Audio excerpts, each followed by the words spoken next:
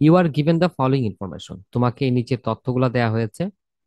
Details, accounting হচ্ছে X, management হচ্ছে Y, arithmetic mean গাণিতিক গড় দুইটার দেওয়া, ভেরিয়েন্স দুজনের দেওয়া, কোরিলেশন আর এর মান দুইজনের কম্বাইন্ড ভাবে আর এর মান দেওয়া 0.8।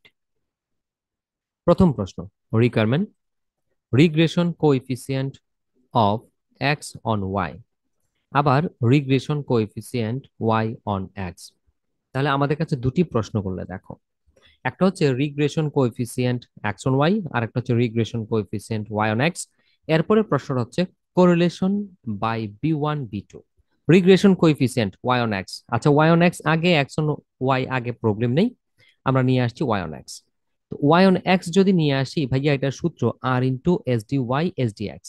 দেখো তো, আজকে তোমার কাছে এই মানগুলা দেওয়া আছে, আর এর মান আছে, এস ডি ওয়াই আছে, এস ডি এক্স আছে, সবকিছু আছে, জাস্ট মান বসাই দিলে হবে। এখন আর সূত্র লিখতে হবে না। কেন লিখতে হবে না? দেখো, আর এর মান প্লাসের 0.8, 0.8 আর এর মান। S D Y, S D Y হচ্ছে এই যে, এটাকে আমরা এস ডি ওয়াই বলি, এস ডি এক্স বলি। তো এস ডি দেয়নি, দিয়েছে ভেরিয়েন্স, ভেরিয়েন্সকে রুট করলে এস ডি হয়। তাহলে আমার লাগবে এস ডি ওয়াই। তো আমি রুট করে দিই। আমাদের অ্যাকচুয়ালি আর এর মান লাগবে, So, আর এর মান, আর এর মান লাগবে, আর এর মান দেওয়া আছে।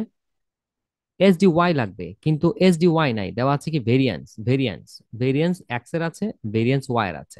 তো আমরা জানি ভেরিয়েন্স কে রুট করে বসাইলে এস ডি হয়ে যায়। এই জন্য দেখো, ভেরিয়েন্স এর মান ছিল 9, তাকে আমরা রুট দিয়ে বসাইছি, হয়ে যাবে এস ডি। আবার ভেরিয়েন্স আছে এক্স এর মান 5, তাকে আমরা রুট দিয়ে বসাইছি, হয়ে যাবে এস ডি। এই পুরোটা ক্যালকুলেশন করে কত হয় আমাকে একটু জানাও তো। 1.07। ওকে, ওয়ান পয়েন্ট জিরো जी सर। সেভেন দ্বিতীয়টা বের করে সেম সূত্র, শুধু উল্টে যাবে, সেম সূত্র শুধু উল্টে যাবে। এটা রিকোয়ারমেন্ট বি হবে আমার, আমার এটা হবে বি2। ওকে, এটা হয়ে যাবে আমার বি2, আর সূত্রটা উল্টে যাবে। এটা হয়ে যাবে আমার এক্স, এটা হয়ে যাবে আমার ওয়াই, আর এখানে হয়ে যাবে এক্স, এটা হয়ে যাবে ওয়াই, এখানে লিখবো বি2। Okay fine. এবার আমি এটাকে করে দিব 5, আর এটাকে করে দিব 9। মান উল্টে গেল, সো উল্টা মান বসাবো। বাকি সব ঠিক ছিল। দেখো তো কত আসে।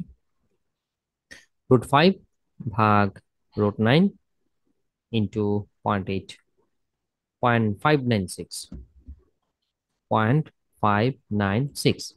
এবার আসো, আমি কোরিলেশনের মান বের করি। বি1 বি2, বি1 এর মান ছিল 1.07, বি2 এর মান হচ্ছে 0.596। দুইটা গুণ দাও তো, কত আসে রুটের ভিতরে? 798, 0.798, 79 না, 80 বলা যেতে পারে। 80 তো হবেই। কেন 80 হবে? এই যে দেখো, কোরিলেশন মান তো 8 দেওয়াই ছিল, 8 মানে 80, মান তো দেওয়াই ছিল। 79 বা 80 তুমি লিখতে পারো।